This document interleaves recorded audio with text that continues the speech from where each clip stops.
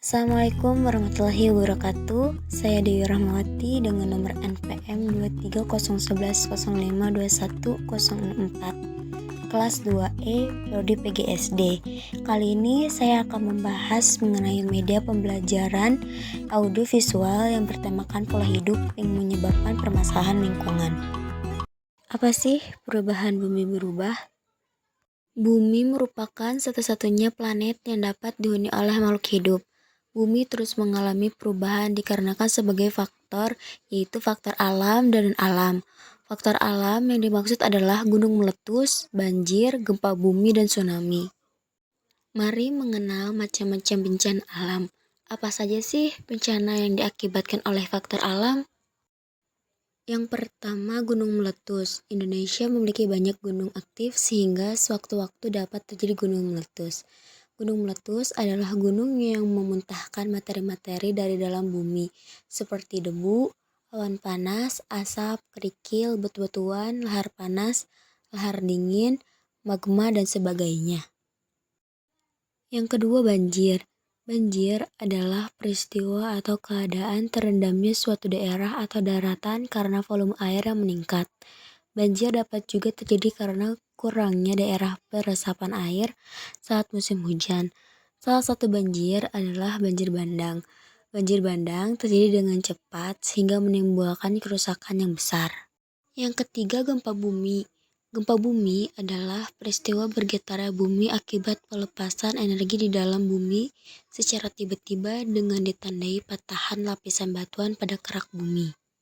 Yang terakhir, tsunami. Tsunami merupakan gelombang air laut besar yang dipicu oleh pusaran air bawah laut karena pergeseran lempeng, tanah longsor, erupsi, gunung api, dan jatuhnya meteor. Tsunami dapat bergerak dengan kecepatan sangat tinggi dan dapat mencapai daratan dengan ketinggian gelombang hingga 30 meter. Apa sih yang dimaksud permasalahan lingkungan mengancam kehidupan? Permasalahan lingkungan mudah dijumpai di sekitar kita. Permasalahan lingkungan dapat diakibatkan oleh kegiatan manusia baik disengaja maupun tidak disengaja. Permasalahan lingkungan hidup ini akan semakin parah ketika cuaca ekstrim melanda karena membawa dampak yang signifikan.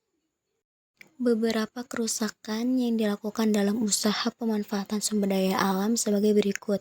Yang pertama, pencemaran air terjadi di badan air. Badan air adalah ekosistem yang terdiri atas ikan, tumbuhan, air, serta plankton yang terapung dan melayang dalam air. Salah satu pencemaran air terjadi pada sungai. Sungai memiliki manfaat bagi kehidupan makhluk hidup. Yang kedua, deforestasi merupakan aktivitas yang dilakukan dengan memanfaatkan hutan, tetapi menyebabkan hutan rusak dan gundul.